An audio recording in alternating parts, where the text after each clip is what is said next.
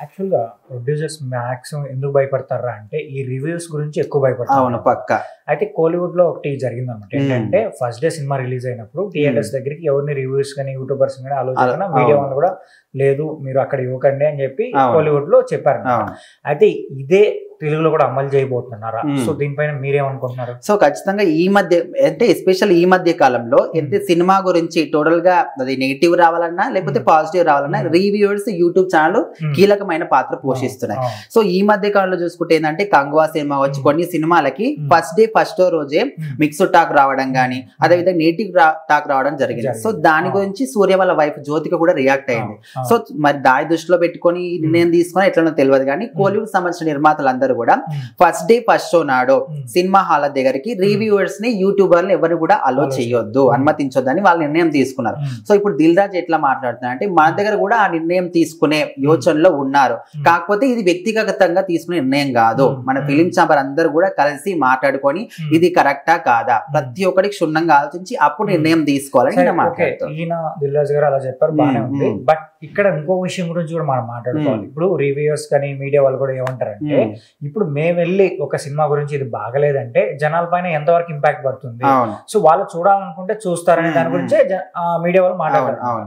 So ఇప్పుడు మీరేమనుకుంటున్నారు, జనాల పైన ఎంత ఇంపాక్ట్ చూపిస్తారు అనుకుంటున్నారు? సో ఈ మధ్య కాలంలో ఎవరు చిన్న పిల్లల నుంచి పెద్దవాళ్ళ వరకు కొంతమంది హీరోలు ఎట్లా ఉంటారంటే మా డైహార్డ్ ఫ్యాన్, మాకు చాలా ఇష్టం ఆ హీరో అని చిన్న పిల్లలు గిట్ట ఉంటారు. సో వాళ్ళు ఎట్లా అంటే ఖచ్చితంగా వాళ్ళు సినిమాలకు పోలేరు, కొంతమంది ఫస్ట్ డే ఫస్ట్ షో ఖచ్చితంగా సినిమాలకు పోలేరు, ఛాన్స్ ఉండదు కాబట్టి వాళ్ళు ఖచ్చితంగా రివ్యూస్ చూస్తారు, ఈ సినిమా రివ్యూస్ ఎట్లా ఉన్నాయి అండ్ సినిమా కొంతమంది ఏంటంటే రివ్యూ చెప్పినట్టు కాకుండా సినిమా ఎగ్జాక్ట్ పాయింట్ ఎట్లా ఉంటుంది వాళ్ళు చెప్తారు. కొంతమంది ఫస్ట్ టైటిల్ దగ్గర నుంచి లాస్ట్ టైటిల్ వరకు ఎట్లా ప్రతి ఒక్కరు ఇట్లా రకరకాల రివ్యూవర్స్ ఉంటారు. సో రివ్యూస్ చూసే సినిమాకి పోవాలా వద్దని డిసైడ్ చేసుకునే వాళ్ళు కూడా చాలా మంది ఉంటారు. సో ఇది మాత్రం నేను కరెక్ట్ డెసిషన్ కాదని అనుకుంటున్నాను. సరే ఓకే, ఇప్పుడు థియేటర్ దగ్గర రివ్యూస్ ని ఆపేస్తారు, మీడియా వాళ్ళు రానిరు, బాగానే ఉంది. బట్ వాళ్ళు ఏం చేస్తారంటే మూవీ చూసి వెళ్ళి యూట్యూబ్ లో కానీ సోషల్ మీడియాలో చేయడానికి ఎక్కువ అవకాశం ఉంటుంది. ఏదో సోషల్ ఎఫ్బి కావచ్చు, ఫేస్బుక్ కావచ్చు, ఇన్స్టా కావచ్చు, వాళ్ళ ఒపీనియన్ వాళ్ళు షేర్ చేసుకుంటారు. సో అప్పుడైనా ఈ సినిమా పైన ఇంపాక్ట్ చూపిస్తుంది. అవును, ఖచ్చితంగా. సినిమా హాల్ ఎక్కడైతే అనుమతించమని చెప్తున్నారో రివ్యూవర్స్ యూట్యూబర్లు వీళ్ళు ఉంటేనే ఖచ్చితంగా సినిమా అనేది పబ్లిక్ పోవడానికి ఎక్కువ అవకాశం ఉంటుంది. సో ఈ రోజులలో మనకు ఎఫ్బి కావచ్చు, యూట్యూబ్ కావచ్చు అన్ని కూడా ఎక్కువ వాడుతున్నారు. ఎక్కడ చూసినా కూడా ఇప్పుడు ఈ రోజు సినిమా రిలీజ్ అయిందంటే రేపు ఖచ్చితంగా దాని గురించి మాట్లాడడం కానీ దాని గురించి రివ్యూస్ రావడం కానీ అండ్ సినిమా ఇప్పుడు పబ్లిక్ ఎక్కువ మంది తెలియాలంటే సోషల్ మీడియానే కదా ఎక్కువ. సో సోషల్ మీడియా వాళ్ళని ఆపేస్తే ఖచ్చితంగా వాళ్ళ సినిమా కూడా ఎక్కువ పోదని నా ఉద్దేశం. బికాస్ అంటే ఇప్పుడు సోషల్ మీడియా నుంచి కొంచెం నెగిటివ్ గా చూడొచ్చు, పాజిటివ్ గా చూడొచ్చు. మూవీ రాకముందు నుంచే సోషల్ మీడియా ఏం చేస్తారంటే ఆ మూవీ గురించి అప్డేట్స్ ఇవ్వడం, ఆ మూవీ పైన హైప్ తీసుకోవడానికి ట్రై చేస్తారు. సో ఇప్పుడు అందరూ డైరెక్ట్ గా మూవీకి వచ్చే చూడరు, యూట్యూబ్ నుంచి ఓకే ఈ మూవీ సాంగ్స్ ఏంటి, ఈ మూవీ ఎలా ఉండబోతుంది అని చెప్పి ఎవరన్నా ఒపీనియన్ చెప్తే ఆ జనాలు ఎక్కువ ఇంట్రెస్ట్ చూపిస్తారు అనమాట. సో అలా మూవీ హైప్ పెరుగుతుంది. ఇంకో విషయం ఏంటంటే ఇప్పుడు ఇఫ్ ఇన్ కేస్ సరే వాళ్ళు థియేటర్స్ దగ్గరికి వెళ్ళి ఒక రివ్యూ చెప్పారనుకోండి, పాజిటివ్ రివ్యూ చెప్తే అది సినిమాకి ప్లస్ అవుతుంది, నెగిటివ్ గా రివ్యూ చెప్తే అది మైనస్ అవుతుంది అనుకోవచ్చు. అప్పుడు పాజిటివ్ గా చెప్పరు, నెగిటివ్ గా చెప్పరు. అంటే ఈ ప్రొడ్యూసర్ ఎలా ఆలోచిస్తున్నారు, మాకు పాజిటివ్ వద్దు నెగిటివ్ వద్దు, సో జనాలకు వదిలేసేయండి అని చెప్పి వాళ్ళు ఆలోచిస్తారు. అండ్ ఇంకో చిన్న పాయింట్ కూడా వాళ్ళు మర్చిపోతున్నారు.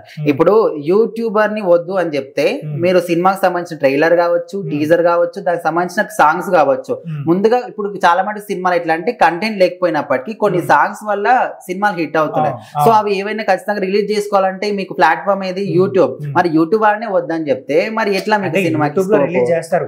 కానీ యూట్యూబ్ లో రిలీజ్ చేసిన తర్వాత ఇప్పుడు ట్రైలర్ రిలీజ్ చేశారనుకోండి, ఆ ట్రైలర్ ఎలా ఉందని చెప్పి కొంతమంది చెప్తూ ఉంటారు, రివ్యూ చెప్తూ ఉంటారు, ట్రైలర్ ఎలా ఉంది, సో మూవీలో కూడా ఇలాంటి సీన్స్ ఉండబోతున్నాయి అని చెప్పి ఇప్పుడు చేస్తూ ఉంటారు అనమాట. సో దీనికి వ్యూవర్షిప్ బాగా వస్తుంది, 1 lakh కానీ 2 lakhs కానీ. ట్రైలర్ లో కొన్ని మైక్రో డీటెయిల్స్ కూడా ఎక్స్ప్లెయిన్ చేసి చెప్తారు అనమాట. అప్పుడు ఏంటంటే మూవీ పైన బజ్ పెరగడానికి ఛాన్సెస్ ఉన్నాయి. సో ఇది కూడా ఒక ప్లస్ పాయింటే. బట్ వన్ థింగ్ ఏంటంటే ఇఫ్ ఇన్ కేస్ ఎవరైనా రివ్యూవర్స్ మూవీ చూసినా కూడా సో ఇది ఎప్పటి నుంచో నడుస్తుంది అనమాట. కొంతమంది ప్రొడ్యూసర్ నాగవంశీ గారు కూడా ఏమన్నారంటే ఒకసారి మీరు చూడండి, ఒక 1 day వదిలేసేయండి, సెకండ్ డే నుంచి రివ్యూస్ చెప్పండి, ఆర్ థర్డ్ డే నుంచి రివ్యూస్ చెప్పండి అని చెప్పారు. అంటే ఈ 2 days జనాలకు వదిలేయండి అని చెప్పారు. బట్ వాళ్ళ వర్షన్ కూడా కరెక్ట్, ఎందుకంటే వాళ్ళు అంత డబ్బు పెట్టి మూవీ చేస్తారు కాబట్టి మూవీ పైన ఒకవేళ బాగలేదని ఇంపాక్ట్ పడితే వచ్చే కలెక్షన్స్ కూడా రావు. ఇప్పుడు నేనున్నా అనుకోండి, బ్లైండ్ గా మూవీకి వెళ్దాం అనుకుంటున్నాను, వన్ టైం సరే రివ్యూ ఏంటో చూద్దామని చెప్పి రివ్యూ చూసా అంటే నేను ఆగిపోతా కదా, వెళ్ళను కదా.